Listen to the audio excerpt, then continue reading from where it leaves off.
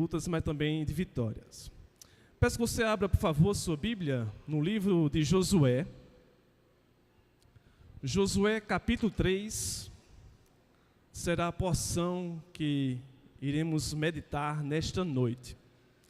Josué capítulo 3 é o 6º livro da Bíblia, é bem fácil você encontrar Gênesis, Êxodo, Levítico, Número, Deuteronômio, mas vem Josué capítulo 3, um texto já bem conhecido, que é a passagem do Rio Jordão, mas que certamente o Senhor falará conosco mais uma vez através da sua palavra, que se renova a cada manhã. Josué capítulo 3, versículos do 1 ao 17. É o todo o capítulo, apenas 17 versículos. Iremos passar rapidamente. Todos acharam? Josué capítulo 3. Diz assim a santa palavra do Senhor. Preste atenção no texto. Levantou-se, pois, Josué de madrugada, e tendo ele e todos os filhos de Israel partido de Sitim, vieram até o Jordão e pousaram ali antes que passassem. Sucedeu, ao fim de 3 dias, que os oficiais passaram pelo meio do arraial e ordenaram ao povo, dizendo: quando virdes a arca da aliança do Senhor vosso Deus, e que os levitas sacerdotes a levam, partireis vós também do vosso lugar e a seguireis.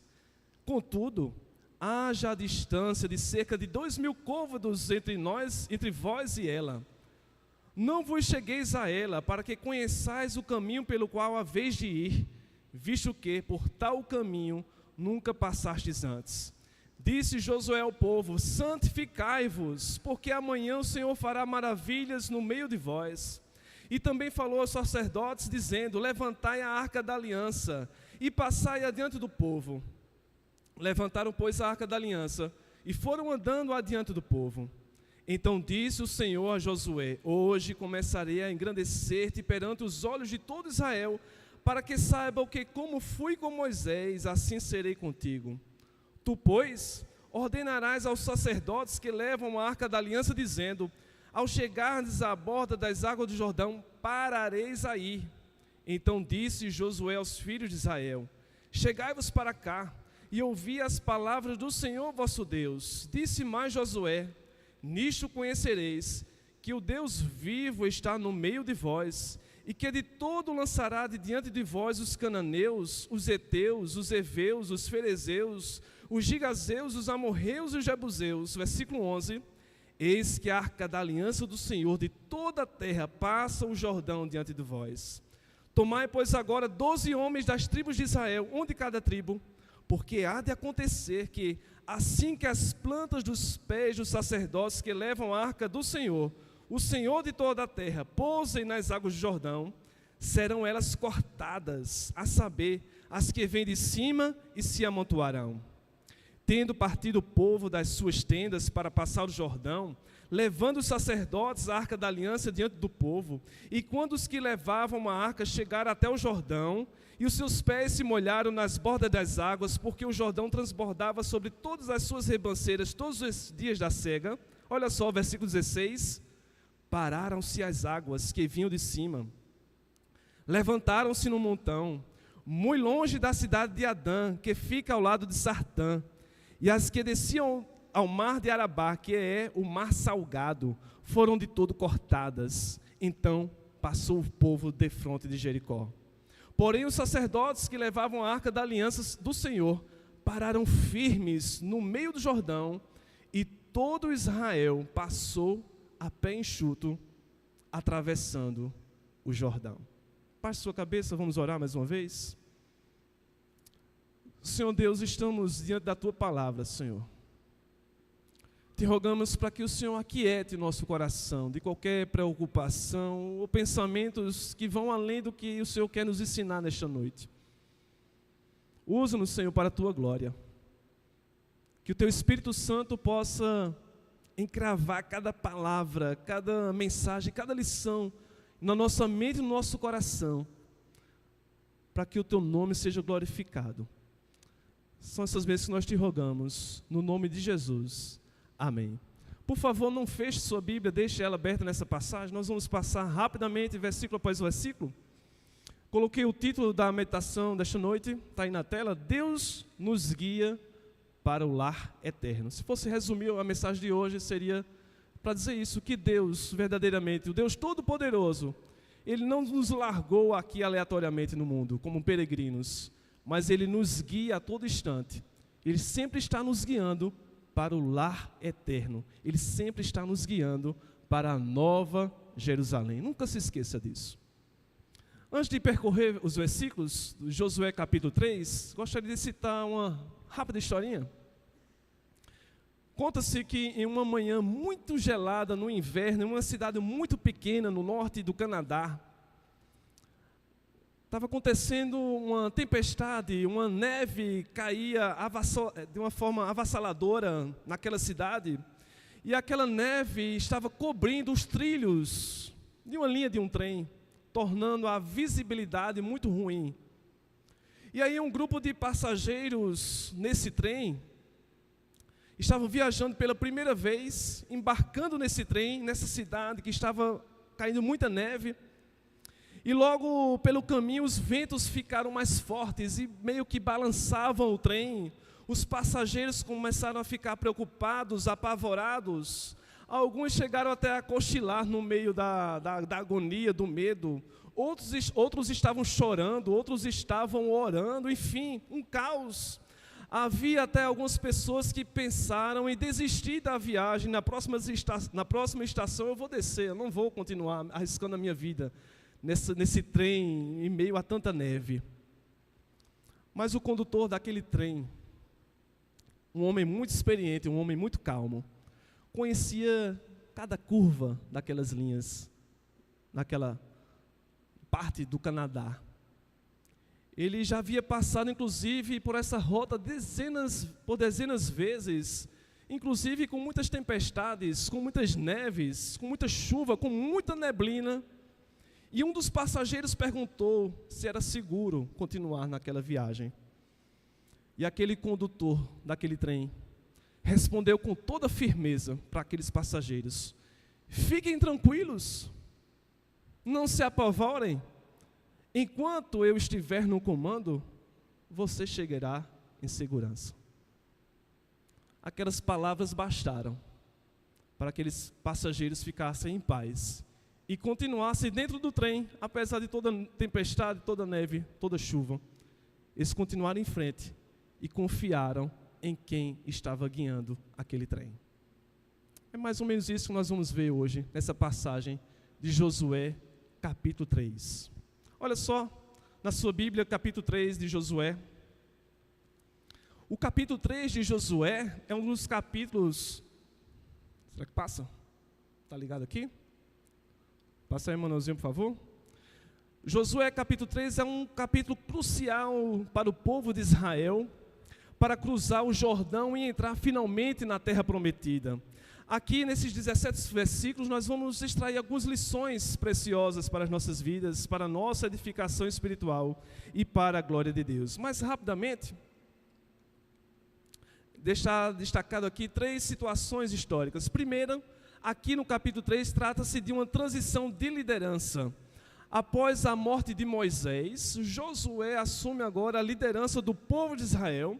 E essa transição de liderança é muito significativa, porque não é apenas uma transição de liderança, mas uma forma também de herdar as promessas dadas pelo próprio Deus.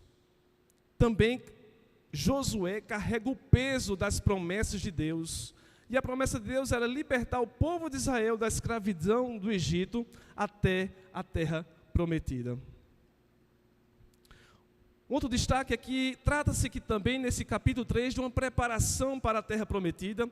Lembre-se que o povo de Israel tinha passado já 40 anos no deserto, um tempo de provações, um tempo de aprendizado também, e agora estão prestes a entrar num novo capítulo da sua vida ao atravessar o Rio Jordão. Uma promessa remota, uma promessa dada a Abraão, uma promessa dada a Isaac, a Jacó, a Moisés e agora a Josué. O Jordão também representava um obstáculo físico muito difícil de ultrapassar, como nós veremos no final desse capítulo. mas também era muito simbólico. O Rio Jordão era muito simbólico porque era uma espécie de divisor de águas. Era um limite entre o deserto e a terra prometida. Era um limite entre sofrimento e agora um momento de desfrutar das promessas de Deus. É basicamente isso que nós temos no capítulo 3 de Josué. Pois bem, olha só na sua Bíblia, acompanha aí o versículo 1. Levantou-se, pois, Josué de madrugada, e tendo ele e todos os filhos de Israel partido de Sitim, vieram até o Jordão e pousaram ali antes que passassem. Este local aqui chamado Sitim, algumas traduções têm Abel Sitim, para o Jordão, é um local muito especial. Os israelitas estavam acampados nesse local, e o significado de Sitim é acácio das pradas, das acácias, melhor dizendo, e trata-se então de uma área verde com árvores belas e resistentes. Sitim, simbolicamente, significa uma última parada antes da travessia do Rio Jordão.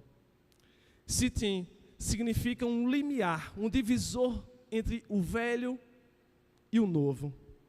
Sitim significa uma transição de peregrinação de 40 anos e agora a conquista da herança, a conquista da terra prometida.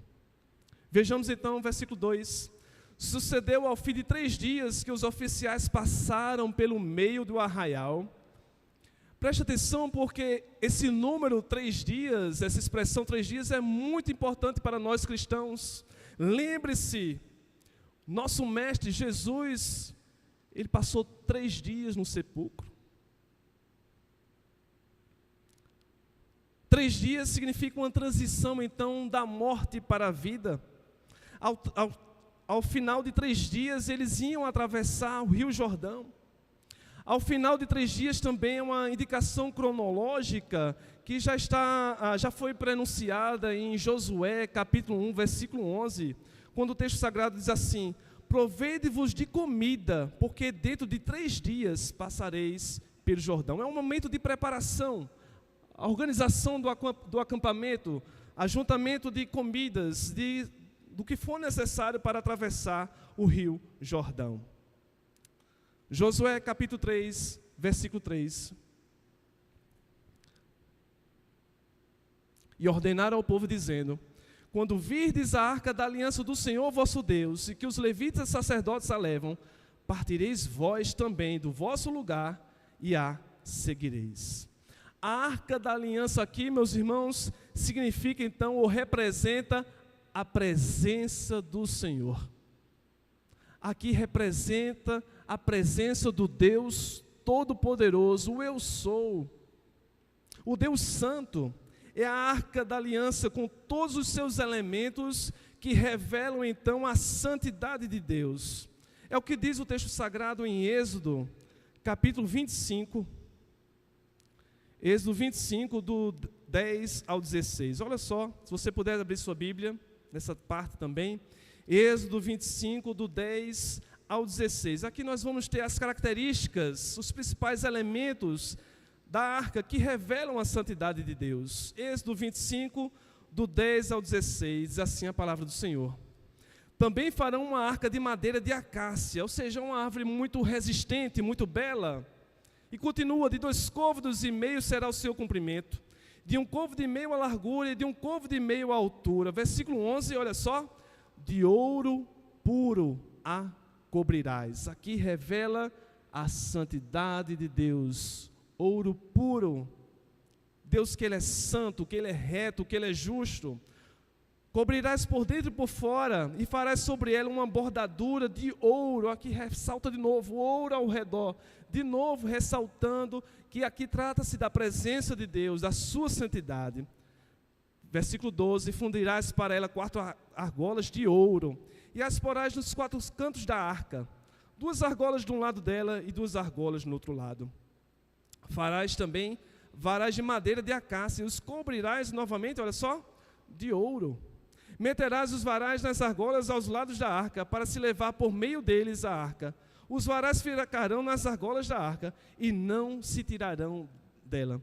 Os sacerdotes não podiam nem tocar na arca, só podiam tocar nas argolas. Versículo 16. E porás na arca o testemunho, ou seja, as tábuas da lei, dos mandamentos que eu te darei. A arca da aliança significava, então, a presença visível de Deus. Deus que habita no meio do seu povo. A arca da aliança mostrando a santidade de Deus. A arca da aliança estava diante do povo de Israel. A arca da aliança. A arca da aliança, meus irmãos, nos apresenta então um poderoso símbolo da presença de Deus e da relação que Deus quer ter com o seu povo. A arca da aliança nos convida a refletir sobre como nós devemos nos aproximar de Deus. É por isso que domingo após domingo, antes do início do culto solene, nós temos um momento de confissão de pecados. Nós estamos diante de Deus, que Ele é santo. E a arca da aliança nos convida a refletir sobre como devemos nos aproximar de Deus. Deus como objeto central de adoração. Se você continuar a leitura depois em Êxodo 25, do 17 ao 22, você vai ver que por conta da santidade de Deus, os querubins têm suas asas estendidas, cobrindo a tampa da arca, e estão voltados uns aos outros, e essa imagem simboliza a presença, a proteção e a reverência pela presença de Deus, pela presença divina. A Arca da Aliança destaca como um local central de comunicação direta de Deus para com o seu povo. Para os israelitas, meus irmãos, a Arca da Aliança era um lembrete constante também de que Deus estava com eles. E para nós hoje também é muito significativo, porque a presença de Deus ela é experimentada de diversas maneiras. A presença de Deus ela é experimentada por meio de oração. A presença de Deus é experimentada em nossas vidas por meio da leitura diária da palavra do Senhor, da meditação na Santa Lei. A presença de Deus hoje ela é experimentada por meio da comunhão dos santos, vindo à igreja, escutando da palavra do Senhor, louvando junto com os irmãos. A presença do Senhor é experimentada também por meio da ceia do Senhor, por meio do batismo. É a presença de Deus que ela é experimentada de diversas maneiras pelos meios de graça. A Arca da Aliança também representa santidade e reverência diante do Senhor. Os detalhes meticulosos que nós lemos aqui em Êxodo 25, sobre a construção da arca e seus detalhes, como ouro puro, refletem, entre outros aspectos, a santidade de Deus. Isso nos ensina, meus irmãos, entre outros aspectos, a importância de abordarmos ou de nos achegarmos a Deus em adoração com um coração puro, com um coração respeitoso, com um coração reverente, temeroso e tremeroso diante do Deus que é santo, santo e santo.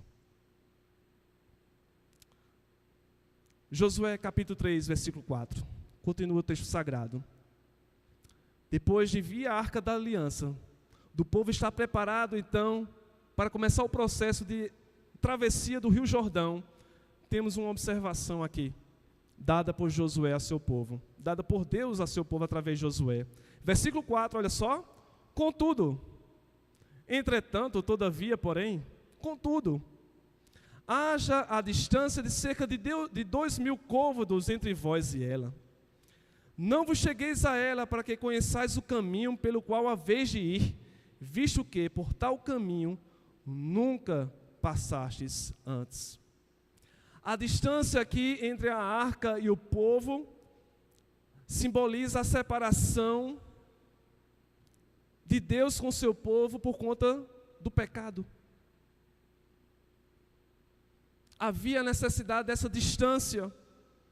O povo reiteradas vezes, se você ler depois o livro de Josué de Juízes, caía constantemente em pecado. Deus já tinha dado várias instruções ao povo de Israel sobre alianças, sobre compromissos com outros povos inimigos do Senhor, que não devia fazer alianças, e o povo caía novamente. Portanto, essa distância era necessária, porque o povo caía constantemente em pecado. O mesmo povo que foi escolhido por Deus, esse povo ainda carregava a marca do pecado. E essa é a nossa condição, irmãos. Condição de pecadores diante de Deus que é totalmente santo, totalmente puro. Olha só o que diz o texto sagrado em Romanos capítulo 3, versículos do 10 ao 18. Veja só qual é a sua condição, qual é a minha condição. Por mais aparentemente bonzinho que você seja, veja só o que nós somos diante de Deus que é santo. Romanos capítulo 3, versículos do 10 ao 18. Como está escrito: não há justo nenhum sequer, não há quem entenda, não há quem busque a Deus. Todos se extraviaram, a uma se fizeram inúteis. Não há quem faça o bem, não há nenhum sequer. A garganta deles é sepulcro aberto, com a sua língua urdem engano. Veneno de víbora está nos seus lábios. A boca, eles a têm cheia de maldição e de amargura. São seus pés velozes para derramar sangue. Nos seus caminhos a destruição e miséria. Desconhece o caminho da paz. Não há temor de Deus diante dos seus olhos. Lembre-se da condição pecaminosa de que nós estamos diante de Deus. Não há quem busque a Deus. Não há nenhum sequer. Talvez você esteja se perguntando: mas o que é que eu estou fazendo aqui nesta noite na casa do Senhor? Foi Deus que colocou no seu coração o desejo de buscá-lo. Até o desejo de ler a sua palavra é Deus que coloca em nosso coração. Se fosse depender de nós, do nosso desejo, da nossa vontade, seja sincero, você não estaria aqui nesta noite. Você estaria em outro lugar. Mas aprova ao Senhor estarmos aqui diante da sua presença. Essa é a nossa condição diante do Senhor, do Deus Todo-Poderoso. Volto lá para Josué. Josué capítulo 3, versículo 5. E continua. Disse Josué ao povo: santificai-vos, porque amanhã o Senhor fará maravilhas. Santificai-vos, porque amanhã o Senhor fará maravilhas.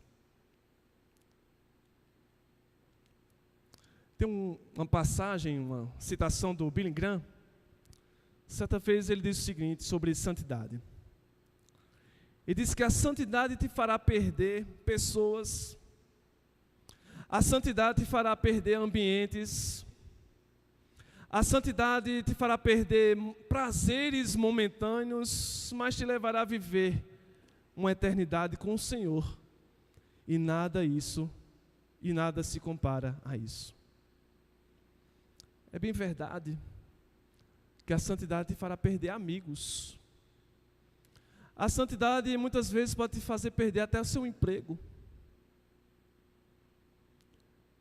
A santidade te fará perder de você participar de algumas festas que não condizem com a santidade do Senhor. A santidade te fará perder muitas coisas deste mundo, mas te levará a viver uma eternidade com o Senhor. E nada se compara a isso. Irmãos, não importa qual é a função que você ocupa na sociedade, qual é o papel que você ocupa quando você amanhã acordar e for enfrentar o mundo. Todos nós devemos viver uma vida de santificação. Não só na igreja, mas também em casa. Uma vida de santificação no trabalho, entre amigos, familiares, vizinhos, na rua, em sua casa, enfim. Devemos viver uma vida de santificação. Disse Josué ao povo: santificai-vos. Santificai-vos. A nossa reação, meus irmãos, deve ser a mesma reação de Isaías. Isaías capítulo 6. Isaías capítulo 6, versículos 1, 2 e 3. Nós temos a visão de Isaías você puder abrir sua Bíblia, Isaías capítulo 6, versículos de 1 a 3. Isaías capítulo 6, versículos de 1 a 3. No ano da morte do rei Uzias, eu vi o Senhor assentado sobre um alto e sublime trono, e as abas de suas vestes enchiam o templo. Serafins estavam por cima dele, cada um deles com 6 asas.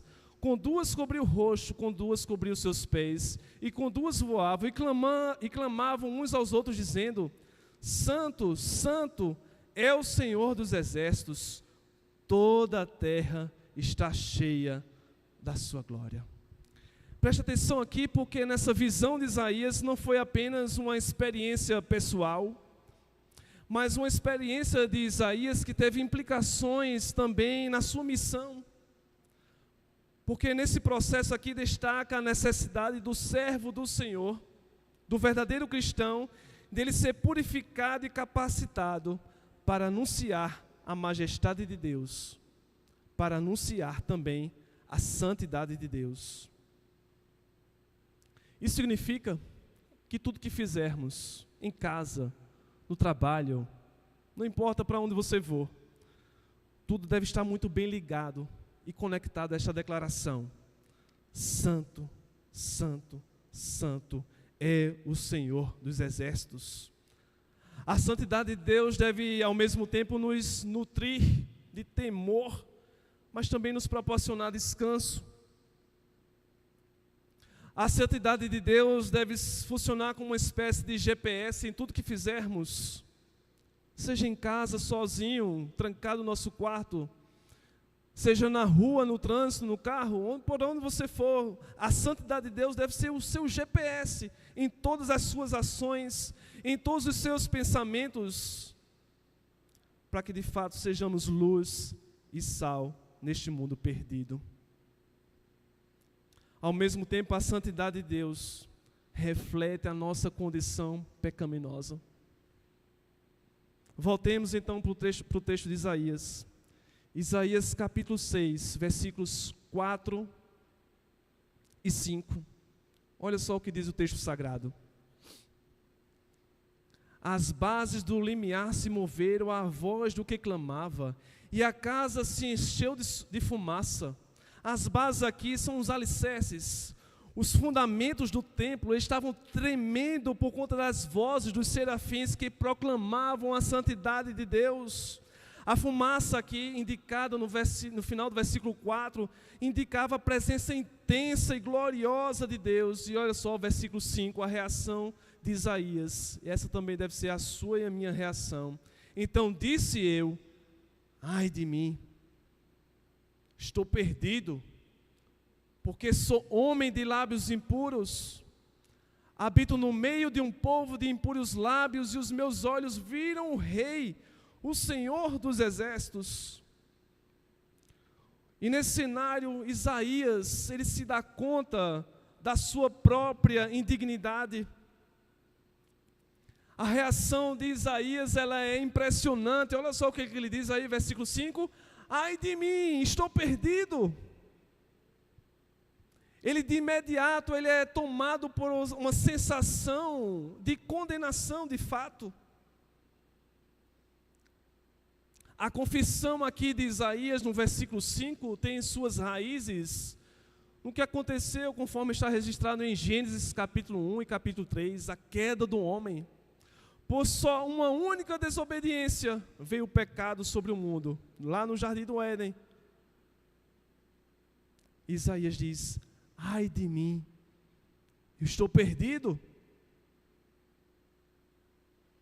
E ele utiliza essa expressão porque sou homem de lábios impuros. Não é por acaso que ele utiliza esse exemplo para ressaltar a sua depravação do pecado. Porque temos muita facilidade de pecarmos com a nossa boca, com a nossa língua. Aqui não estou falando apenas de falar um palavrão, uma palavra torpe, como costumeiramente nos referimos a palavras que não agradam ao Senhor. mas muitas vezes palavras que escandalizam o Evangelho do Senhor. Muitas vezes palavras que machucam o irmão em Cristo. Muitas vezes palavras de murmuração e de reclamação contra o próprio Deus. Como Jó fez: por que, Deus? Por que o Senhor me abandonou? Por que eu passo por isso? Pecamos murmurando contra o Senhor. Ai de mim, estou perdido, porque sou homem de lábios impuros. Portanto, irmãos, se quisermos avaliar nossa condição moral, devemos avaliar diante da luz, da santidade de Deus. Não avalie sua condição moral mediante o que o seu amigo vai lhe dizer no trabalho. Não avalie sua condição moral mediante uma música que você vai escutar no mundo aí afora. Avalie sua condição moral diante da luz, da santidade de Deus. Lembre-se que a santidade nos ajuda a deixar para trás velhos e maus hábitos. A santidade nos ajuda a deixarmos para trás atitudes que nos afastam de Deus. A santidade também nos permite para que enfrentemos os novos desafios com fé e com coragem vinda do Senhor. E nesse processo de santidade, nesse processo de santificação, devemos incentivar também uns aos outros em nossa caminhada, nessa peregrinação, promovendo santidade não apenas dentro da nossa casa, mas também dentro da igreja, apoiando irmãos em Cristo, a se manterem firmes na fé. E tudo isso é vital, é de suma importância para o crescimento da igreja e para a glória do Senhor. A santificação nos ajuda a estarmos mais conscientes da presença de Deus. Que nunca esqueçamos a declaração, conforme temos aqui em Isaías 6. Santo, santo, santo é o Senhor dos exércitos. Assim como o Senhor se apresentou a Josué, devemos estar atentos também às maneiras pelas quais Deus se revelou a nós. E a santidade nos prepara, sim, para ouvir a sua voz e para obedecê-lo. Volta então para Josué. Josué capítulo 3, versículos do 6 ao 9. Vamos dar uma esticada agora. Josué capítulo 6, do 6 ao 9. Acompanha aí a leitura da palavra do Senhor. Versículo 6. E também falou aos sacerdotes, dizendo: levantai a arca da aliança e passai diante do povo. Levantaram, pois, a arca da aliança e foram andando adiante do povo. Esse texto, meus irmãos, aqui nos mostra que Deus instrui o seu povo por meio da liderança espiritual, no caso aqui Josué. Deus então nos mostra que Deus levanta sim líderes para nos guiar, líderes usados pelo próprio Deus para nos direcionar, líderes, pastores, presbíteros, irmãos em Cristo para nos aconselhar. Deus usa aqueles que são comprometidos com a sua palavra, com a palavra do Senhor. Versículo 7. Então disse o Senhor a Josué: hoje começarei a engrandecer-te perante os olhos de todo Israel, para que saibam que como fui com Moisés, assim serei contigo. No versículo 7 aqui nós podemos destacar que Deus confirma e orienta a liderança. Deus, ele falou categoricamente com Josué, ou seja, Deus não deixa a liderança no escuro, à mercê das circunstâncias, mas Deus orienta, Deus dá direção à liderança, Deus dá orientação ao seu povo. Versículo 8, tu, pois, ordenarás aos sacerdotes que levam a arca da aliança, dizendo: ao chegardes à borda das águas do Jordão, parareis aí. Deus então está dando mais instruções específicas e práticas. Parareis aí. Deus dá então instruções concretas e detalhadas, mas com um propósito, para que o povo pudesse entrar então, passar no Rio Jordão e chegar então na terra prometida. Isso mostra, entre outros aspectos, que Deus, ele se importa com os passos do seu povo. Ele se importa com os nossos passos em meio a essa jornada, em meio a essa peregrinação. Versículo 9. Então disse Josué aos filhos de Israel: chegai-vos para cá e ouvi as palavras do Senhor vosso Deus. Assim como aconteceu com o povo de Israel, conforme nós estamos meditando em Josué 3, Deus também nos chama hoje, chama o seu povo para ouvir a sua palavra. Aqui mostra que a instrução dada pelo próprio Deus é para todos os crentes, é para todos os servos do Senhor. Em meio às aflições, em meio à peregrinação, em meio às batalhas, Deus chama o seu povo para a escuta atenta da sua palavra. Ouvir a sua palavra, ouvir a Bíblia, ouvir as Escrituras Sagradas, é o que nos prepara então para a vida eterna. E Deus já tinha dado várias instruções para o seu povo. Várias e várias instruções. Se você ler depois em Êxodo capítulo 34, versículos do 12 ao 17, você vai ver categoricamente Deus instruindo o seu povo. E Deus repete as instruções em Deuteronômio 7 e diz: olha, vocês não devem fazer aliança com os povos inimigos meus. Vocês não devem participar de festas com inimigos de Deus. Vocês não devem entregar suas filhas, seus filhos para casamentos com povos inimigos de Deus. Vocês não devem fazer alianças. Vocês devem destruir os seus ídolos, os seus deuses. Vocês não devem fazer alianças, casamentos, acordos comerciais ou coisas do tipo. Mas o povo de Israel desobedeceu a Deus reiteradas vezes.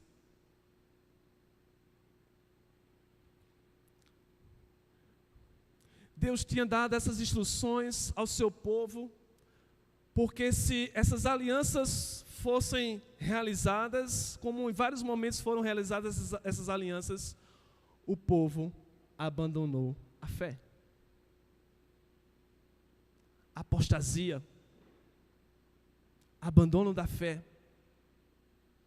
casamentos com ímpios, preocupação de Deus, porque se isso acontecer era um passo terrível para adorar outros deuses, a não ser o Deus zeloso. Apostasia, abandono da fé. Deus já tinha dado várias instruções para o seu povo, e o seu povo reiteradas vezes desobedeceu ao Senhor. Não façam alianças. Josué capítulo 3, versículo 10. Disse mais Josué: nisto conhecereis que o Deus vivo está no meio de vós, e que de todo lançará de diante de vós. Olha só os povos inimigos de Deus, que Deus tinha instruído para não fazer alianças com eles. Aí vai citar agora só os cananeus, os heteus, os heveus, os ferezeus, os gigazeus, os amorreus e os jebuseus. Em geral, via de regra, esses povos praticavam idolatria. Esses povos adoravam a deus pagãos. É por isso que Deus tinha dado instrução para não fazer alianças com esses povos. Nosso coração é muito sensível a procurarmos outros ídolos. Ídolos aqui não entenda apenas como imagens de escultura, mas tudo aquilo que toma o lugar de Deus no nosso coração, isso pode ser um ídolo. Um trabalho que você tem, que você ama tanto, pode ser um ídolo. Por mais abençoada que seja a sua família, que de fato o Senhor nos abençoa com família, por meio da nossa família, mas a nossa família também pode ser um ídolo do seu coração. Os seus estudos podem ser um ídolo do seu coração. Os títulos que você tem podem ser um ídolo do seu coração.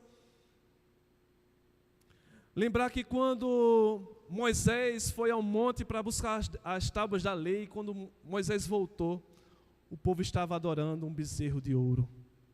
nosso coração muito propenso à idolatria e às práticas religiosas. E esses povos aqui, os cananeus, os heteus, os heveus, os ferezeus, os gigazeus, os amorreus e os jebuseus, praticavam então adoração a deuses pagãos, idolatria. Praticavam rituais, muitas vezes que envolviam sacrifícios que não condiziam com o que Deus pedia. Essa idolatria era uma afronta à santidade de Deus. Era uma afronta porque Deus exigia adoração somente a Ele. Os cananeus, por exemplo, e outros povos nativos, eles resistiam à entrada do povo de Israel na terra prometida. Esses povos lutavam contra os israelitas em várias batalhas, tentando manter controle sobre toda a terra, tentando impedir o plano de Deus para o seu povo. Esses povos aqui, no finalzinho do versículo 10, tinham práticas imorais que não correspondiam com a santidade de Deus. Esses povos rejeitavam os mandamentos de Deus. Esses povos eram ameaça para a pureza e a fidelidade do povo de Israel. E Deus advertiu reiteradas vezes sobre a influência dessas nações e os instruindo para que se afastassem dos seus maus costumes. Mas olha só o que é que tem no versículo 10. Disse mais Josué: nisto conhecereis que o Deus vivo está no meio de vós e que de todo lançará de diante de vós os cananeus, os heteus, os heveus, os ferezeus, os gigazeus, os amorreus e os jebuseus. Ou seja, Deus finalmente dá vitória sobre Israel diante dos povos inimigos do Senhor.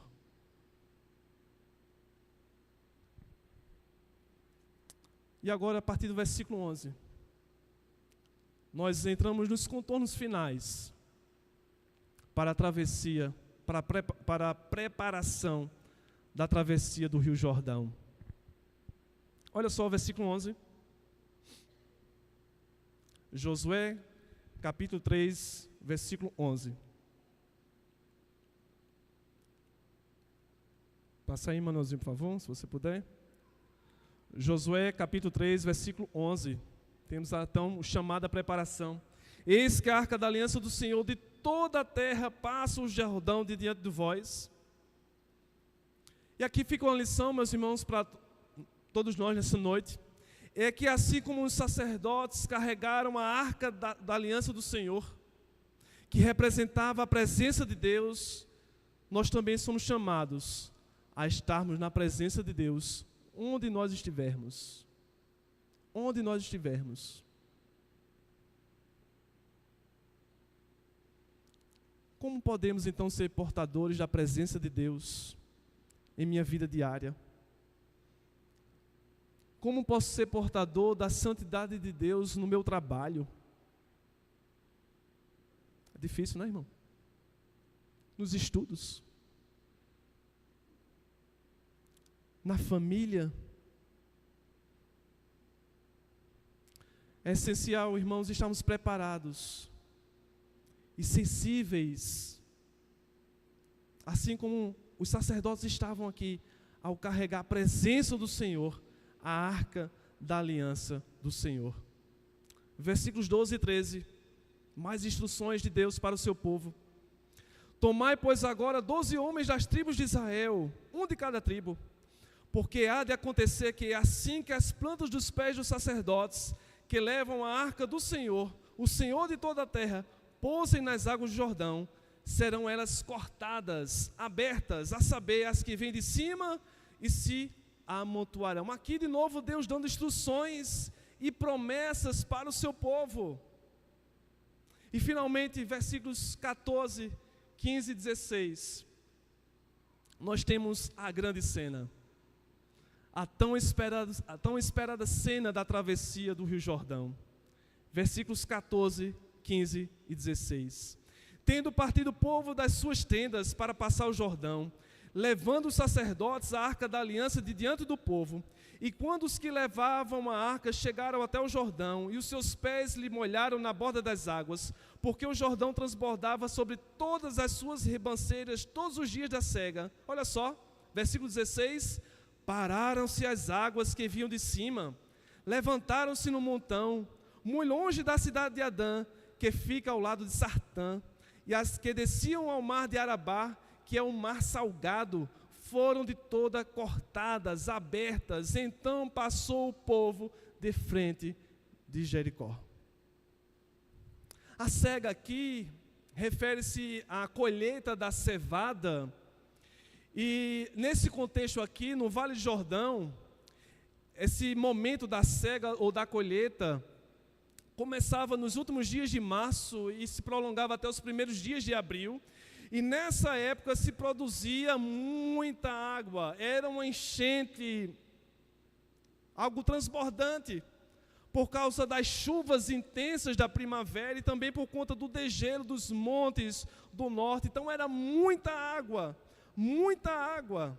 Aqui também o texto que nós lemos, os versículos 14, 15 e 16, aqui também se descreve ou se reporta a travessia do Jordão e também a travessia do Mar Vermelho. Os israelitas já haviam experimentado esse milagre do Senhor. Eles já tinham atravessado o Mar Vermelho quando saíram do Egito. É só você ver em Êxodo, capítulo 14, versículos 21 e 22. Êxodo 14, versículos 21 e 22. Olha só o que o povo de Israel já tinha experimentado. Então Moisés estendeu a mão sobre o mar, e o Senhor, com um forte vento oriental que soprou sobre toda aquela noite, fez retirar-se o mar, que se secou, que se tornou terra seca, e as águas foram divididas. Os filhos de Israel entraram pelo meio do mar em seco, e as águas lhe foram qual muro à sua direita e à sua esquerda. Este ato, este milagre do Senhor, simboliza a poderosa mão de Deus em salvar o seu povo, mostrando que Ele, Deus, é o Deus libertador, lembrando que Ele, Deus, é o Deus que cumpre com suas promessas. Aqui mostra o poder de Deus de forma milagrosa. A abertura do Rio Jordão demonstra o poder soberano de Deus sobre toda a criação. Deus não apenas criou a natureza, os céus e a terra, mas Ele tem sob seu comando toda a natureza. E esse milagre, esse fenômeno, esse acontecimento, fortaleceu a fé do seu povo. E a compreensão de que Deus está no controle de todas as coisas. E a compreensão de que Deus é maior do que qualquer obstáculo que pudesse enfrentar. Ao se deparar, meus irmãos, com problemas no dia a dia, lembre-se dos milagres que o Senhor já fez em sua vida. Lembre-se de situações passadas que o Senhor lhe abençoou. Lembre-se das bênçãos de Deus, de suas promessas, dos milagres. É o mesmo Deus que está presente e continuará a nos abençoar. E finalmente, Josué, capítulo 3, último versículo, nós temos a promessa cumprida. Olha só, Josué, capítulo 3, versículo 17. Porém os sacerdotes que levavam a arca da aliança do Senhor pararam firmes no meio do Jordão. E todo Israel passou a pé enxuto, atravessando o Jordão.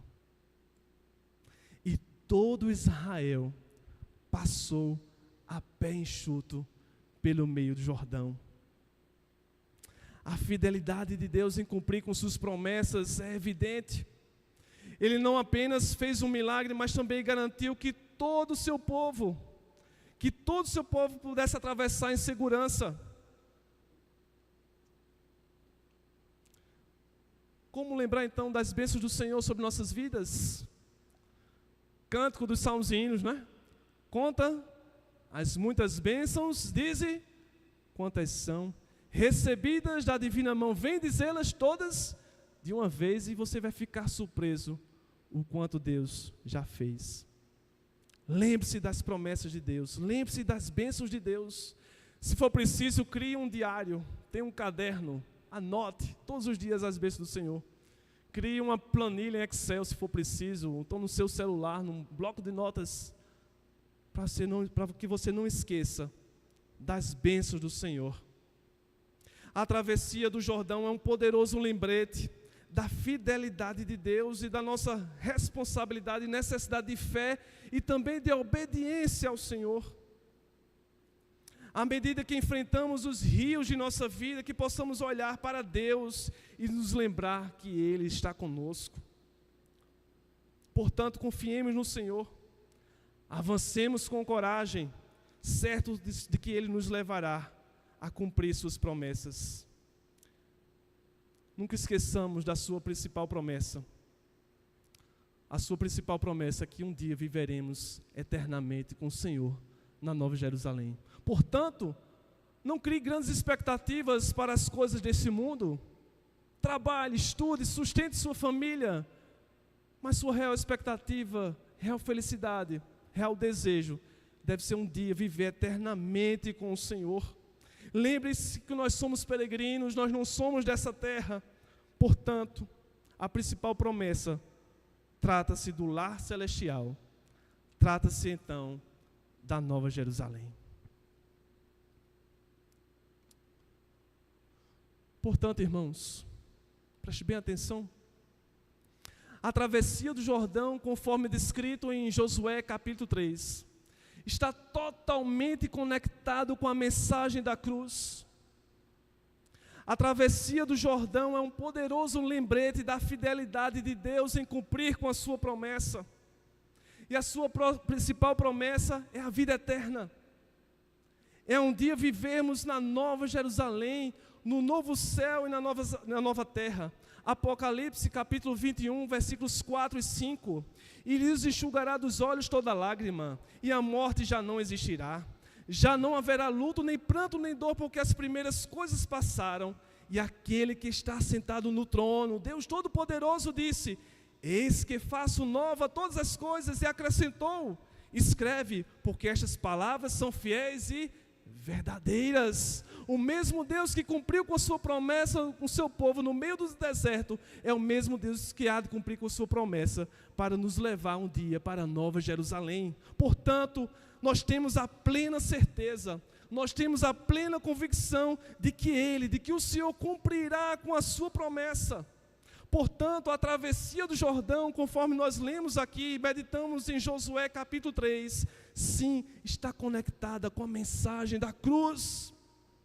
Lembre-se que a travessia do Jordão se assemelha à transição da antiga para a nova vida. A travessia do Rio Jordão se assemelha à transição do pecado ou da morte do pecado para uma nova vida em Cristo. Assim como o povo teve que atravessar o Jordão, o cristão também precisa passar pela cruz por conta dos seus pecados. Os sacerdotes que carregavam a Arca da Aliança, alguns historiadores destacam que pesavam mais de 0,5 tonelada a Arca da Aliança. Os sacerdotes que carregavam a Arca da Aliança ficaram no meio do rio até que todo o povo atravessasse. Lembra do sacrifício de Cristo na cruz do Calvário. Ele que suportou toda a ira de Deus, Ele que suportou todo o peso por conta dos nossos pecados, conforme Isaías 53, versículos 4 e 5. Certamente, Ele tomou sobre si as nossas enfermidades e as nossas dores, levou sobre si, e nós o reputávamos por aflito, ferido de Deus e oprimido, mas Ele foi traspassado pelas nossas transgressões e moído pelas nossas iniquidades. O castigo que nos traz a paz estava sobre Ele, e pelas suas pisaduras fomos sarados. A travessia do Rio Jordão é um lembrete constante que, assim como este milagre, ninguém pode vencer o pecado ou alcançar a salvação por méritos próprios. Não há nenhum bem em nós. A salvação é somente através de Cristo, por meio da sua obra na cruz. Lembre-se, nunca se esqueça, que cada passo que nós estamos dando é um passo a mais para chegarmos na Nova Jerusalém. Que cada passo dado por nós seja como os passos do povo de Israel, lá no Rio Jordão. Passos firmes, confiantes na liderança do Senhor, na promessa do Senhor. Passos esses não eram aleatórios ou de qualquer maneira, foram passos guiados pela presença de Deus. E passos também cheios da esperança da promessa. Gostaria de convidar o grupo de louvor. Baixe sua cabeça, vamos orar neste momento.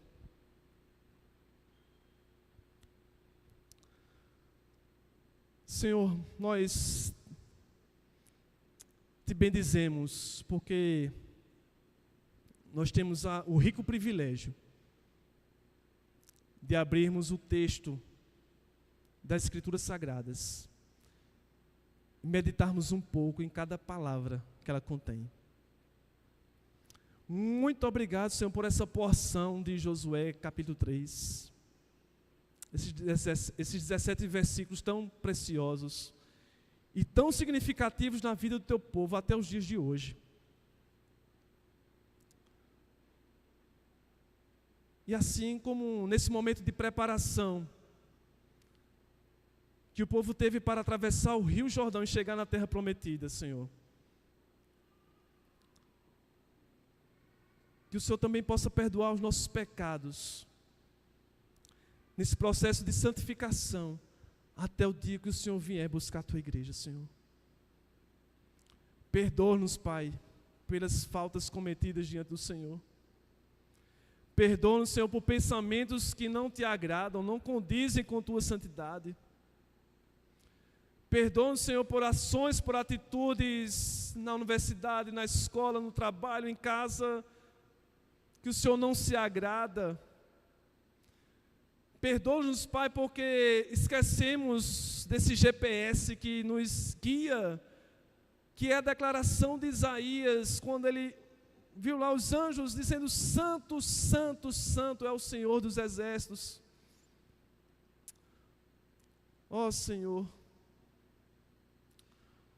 te louvamos pela rica salvação através do teu Filho Jesus, que suportou a ira do próprio Deus, carregou os nossos pecados, e com isso nos permite que demos passos firmes rumo à Nova Jerusalém. Passos esses guiados pelo Senhor, através da tua palavra.